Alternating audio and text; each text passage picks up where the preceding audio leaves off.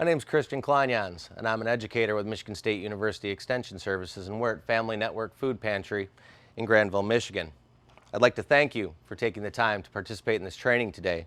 By choosing to become a food pantry volunteer, you will be part of an important system which assists those in our community with the greatest need. Food pantries serve a vital link in a chain that directly assists members of your individual community.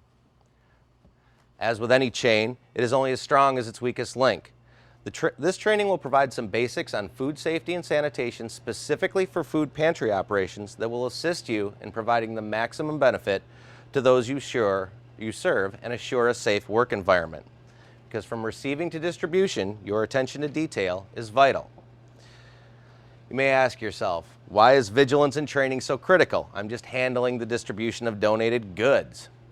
The ethical duty of care requires us to assure that we are doing everything possible to meet the best need for our clients. So it is always important to keep in mind that those going through hard times will be suffering from lowered immune systems due to the stress of the days that they're living, as well, which results in lower resistance to illness and fatigue. Additionally, for those of your clients that are working poor, having to take time off due to an illness due to food poisoning is a loss of income that many can ill afford.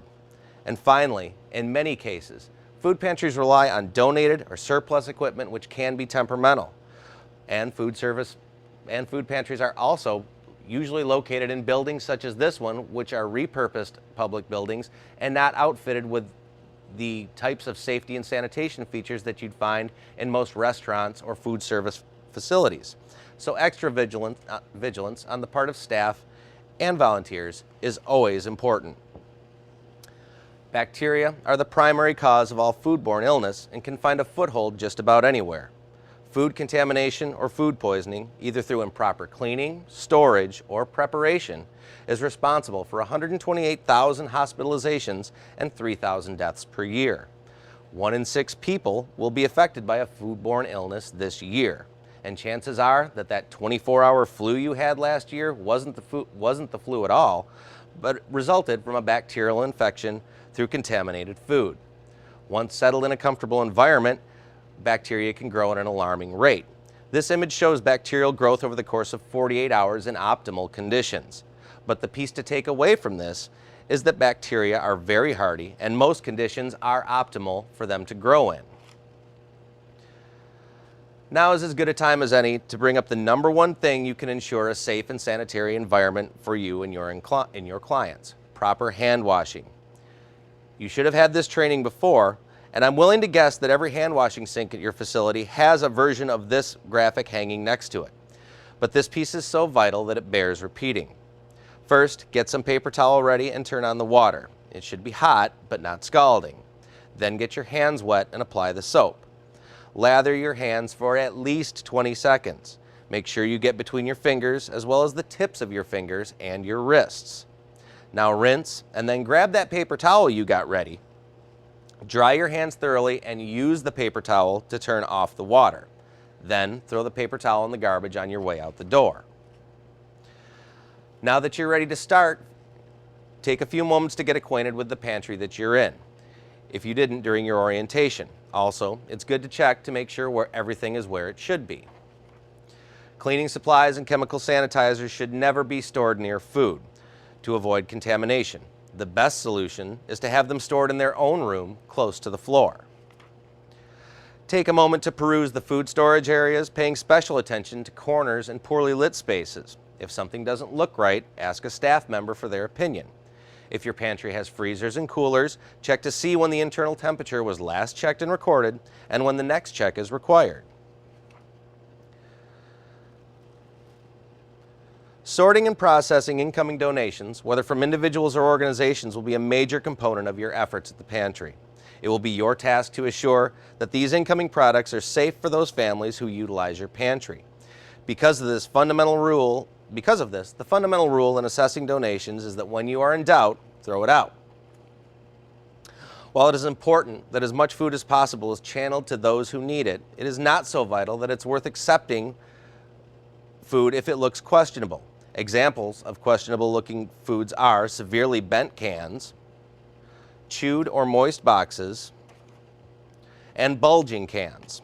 Bulging cans indicate the presence of botulism inside the container, so even though there is no external leakage, there is still bacteria growing inside the container. Also, you want to check for the presence of rat, roach, or other droppings in the boxes that you receive. Dating is another thing that you're going to have to pay particular attention to, and there are a number of dates that you're going to come in contact with. This is the final piece to be aware of as you process donations. That's the date stamped on the product by the producer. There are 4 different types of dates that you're going to see, each stating a particular method you will need to assess. The sell-by date is used by manufacturers to tell grocers when to remove their product from shelves, but there is generally still some leeway for home usage. For example, milk and other refrigerated commodities often have a sell-by date, but milk is usually still good for at least a week beyond that date if it has been kept properly refrigerated and cold. The best buy date is not a purchase or a safety date, but a recommendation for the best flavor and quality of the product. It is not a purchase or safety date, so if you find food dated under this system and it's past that date, it's most likely still good, but may have suffered some compromisement only in the area of texture and flavor. Used by dates are the last dates recommended for the use of product. This date has been determined by the manufacturer of the product, and like the best by date, this product is not spoiled after the date, but is not at the peak of quality. However, one thing to be aware of is that products marked with this date are much more sensitive than those carrying a best by date, and their distribution should be almost immediate when received. Closed or coded dates are packing numbers which are used by the manufacturer. These are usually stamped on the bottom or the top of the can outside the label where they will not be hidden. Sheets containing the most common codes used by producers have been developed by the Michigan State University Extension and should be available at your pantry. They can also be found in the MSU Extension Handbook, Basics in Food Safety Handling for Food Pantries. When breaking down bulk food, the most important piece to keep in mind is that only those pantries with dedicated facilities which have been inspected and certified by the USDA are allowed to break down bulk frozen and refrigerated products. As this is a costly procedure in both time and money, the majority of pantries do not do this type of processing. If you volunteer at a pantry not certified by the USDA and are asked to break down frozen or refrigerated products, you should politely refuse due to the inherent health risks to both yourself and the individuals and families that you serve.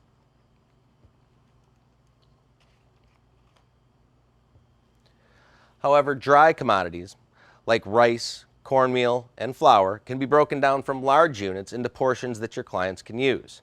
Before starting, always make sure your area is clean by sanitizing all working surfaces with either a quat sanitizer or a bleach water mix. If possible, use large sealable bins to store your bulk product in. These bins should be airtight and moisture resistant. If your facility doesn't have these type of containers, only pull an amount of product that you could reasonably expect to portion in the time you have to portion it. We suggest that you always use commercial grade food service bags like those sold at Gordon Food Service or through Sysco or through Sam's Club. Rolled bags are strong yet economical, and they can be sealed much more securely than a regular Ziploc bag. Always use clean commercial grade food service bags. And your breakdown station should also have gloves, bagging supplies, and labels. Now, when you're making labels, the information written and placed on the label must match precisely the information on the product being broken down with no omissions. Individual pantries may also have additional label requirements, so make sure and check with your own pantry before you start the process. Dry storage, such as this, constitutes the largest area in most pantries and may seem to be the easiest to control. Keep your dry storage area clean with a temperature of not less than 70 degrees and a relative humidity between 45 and 65%. Small bits of paper, cardboard, and food attract rodents and insects, and these are not just an inconvenience, but a health hazard.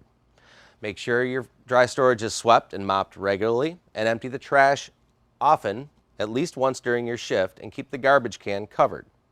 Make sure your shelving stays clean, and the area underneath the shelving should have particular attention paid to it. Store all food at least 6 inches off the floor and 2 inches away from the wall. Long-term food storage on pallets can be a problem. Bugs can nest in the crevices of the slats, so try and avoid this practice unless you absolutely have to. But if you have to, maintain extra vigilance because of the potential risk. And always store food and non-food items on separate shelves. Cleaning supplies, laundry detergent, and other non-food items must be on the bottom shelves to avoid cross-contamination in case of leakage. Keep non-canned food in rodent-proof bins, such as clean plastic containers with tight lids. Do not overstock this type of food, flours, rice, etc., because weevil infestation may occur after prolonged storage. Weevils can be identified based on the graphic in the slide. Your pantry must, for optimum quality, be organized using a system called first in, first out, and using this as a method of distribution. This simply means to rotate your stock by date, not date on product, not date of arrival. This assures that the items that have been on the shelf longest are the closest to being distributed. Undated and gleaned products should be dated and addressed as they arrived. New items then move to the back, and your current items move to the front, rather than putting your new product in the front with your old product stuck to the rear.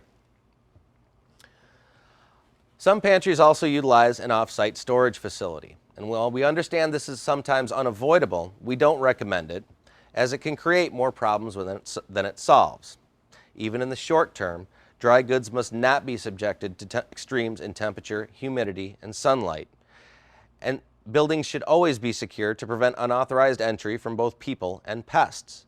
Your pantry director and your pantry director alone should inspect any site before approval for use. But if you do some food storage off-site, make sure to check it regularly, daily if possible. Out of sight should not equate to out of mind. Sheds, basement, portable modular units, and outbuildings, due to their lack of moisture and temperature control, should never be used for food storage.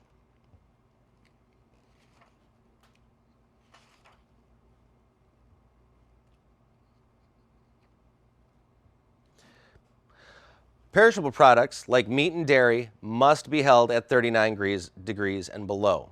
These foods will become a health hazard if they're allowed to sit at room temperature for more than 2 hours. A thermometer should be placed inside the cooler area in a location which can be easily seen and is away from the condenser and blower. Spot check temperatures each time you add or remove stock from the refrigerator. Record temperatures on a log daily. If your agency is not open daily, record the temperatures each day that you're open.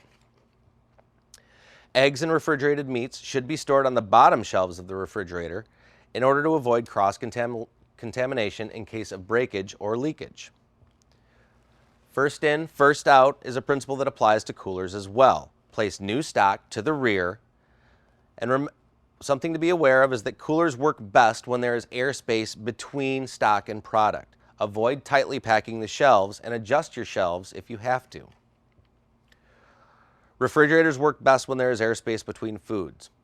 If your stock is running low, consider filling the space with either empty boxes or other items to decrease the amount of airspace that's floating around inside the cooler or the walk-in. Make sure to leave spaces between the boxes and the product, but filling up that empty space with void space will allow your machines to work most efficiently, and they'll have to work less harder to cool the product that you have inside the refrigerator.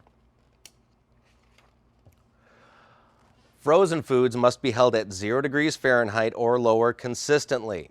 Every time a food partially thaws, the quality of that food deteriorates.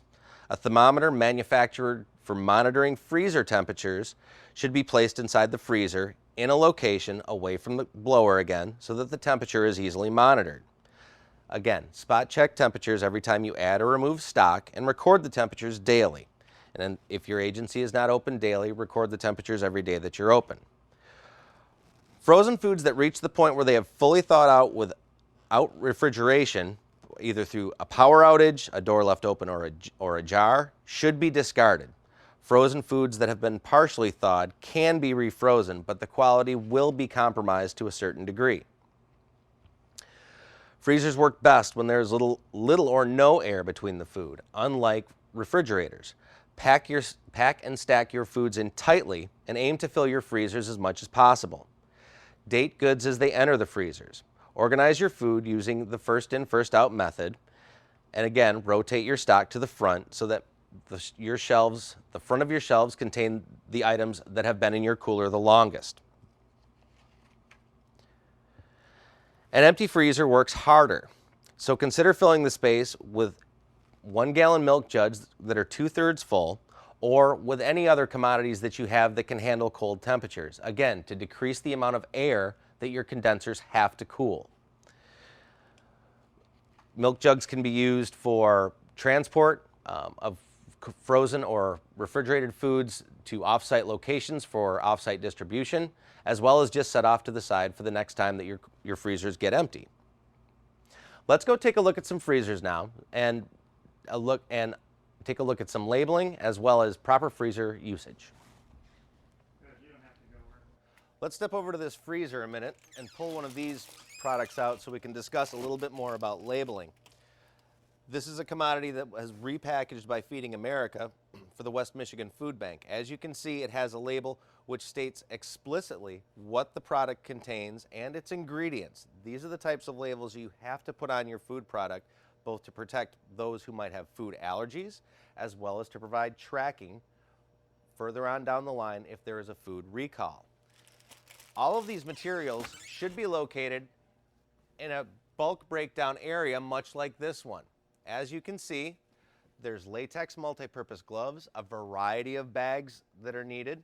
There's labeling materials right here, as well as scales to assure accurate portioning. And roll bags. There's bags of all nature here, which is outstanding for different commodities. Remember that when you put labels on frozen products, you need to use a specific label that can handle the deep temperature that the label is going to be subjected to. A regular paper label printed off of a computer is not going to handle that. Checking out dry storage shelving and setup, you can see that this institution does utilize at least 6 inches of clearance between the floor and the ground. And remember that that 6 inches is the shelf to the floor, not this lower support to the floor. This is the distance you need to worry about. They're open shelves, so there's really no reason to worry about the 2 inches away from a wall, but this is good clearance. And as you can see on this distribution shelf, they have a proper breakdown of food above chemical to avoid cross-contamination. So now we're going to go check out their refrigerator and freezer sections. Now here's a setup of a typical hand washing station, clearly labeled with instructions how to wash your hands, as well as a paper towel dispenser. Hand washing stations that don't have a paper towel dispenser and use forced air are not as effective as paper towels. Paper towels just provide, because of the friction of the towel, an extra level of security that you're getting every germ possible off. This also has a benefit that you can pull the towel without having to actually touch any of the equipment, which means that if you've just finished washing your hands and you go to this and you have forgotten to pull the towel off in the beginning, you can get at the towel to dry your hands without having to handle anything that might have a bacterial contaminant on it. Now this is another example of a cooler, and this really represents the type of equipment you may see in a lot of pantries. This is obviously a donated piece of equipment, and so it's had some years of use on it, and that's all the more reason to try and fill that empty space, because right now this reach-in is working overtime to just cool this small amount of product. So if you fill up this space, you can actually decrease the amount of air needed to cool just this. But they do have a temperature log here, and it shows that it was read at 10 this morning at 37 degrees and 2 this afternoon at 38. And the placement of the thermometer hanging in here is away from the blowers, which are above, and in a pretty random area of the cooler, which will allow you to get a true reading of the air temperature and not a false reading because it has cold air blowing directly on it.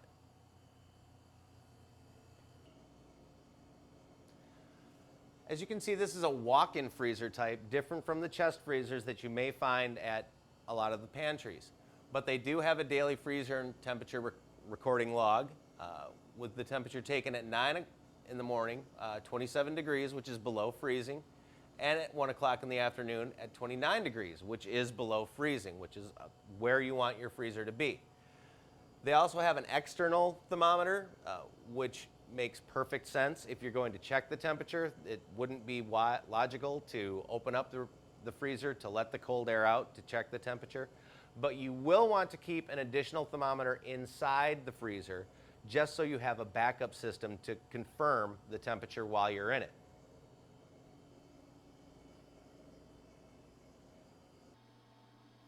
Now here's a setup of a typical hand washing station, clearly labeled with instructions how to wash your hands, as well as a paper towel dispenser.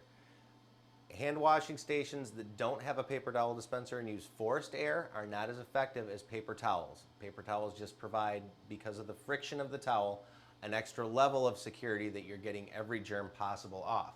This also has a benefit that you can pull the towel without having to actually touch any of the equipment, which means that if you've just finished washing your hands and you go to this and you have forgotten to pull the towel off in the beginning, you can get at the towel to dry your hands without having to handle anything that might have a bacterial contaminant on it.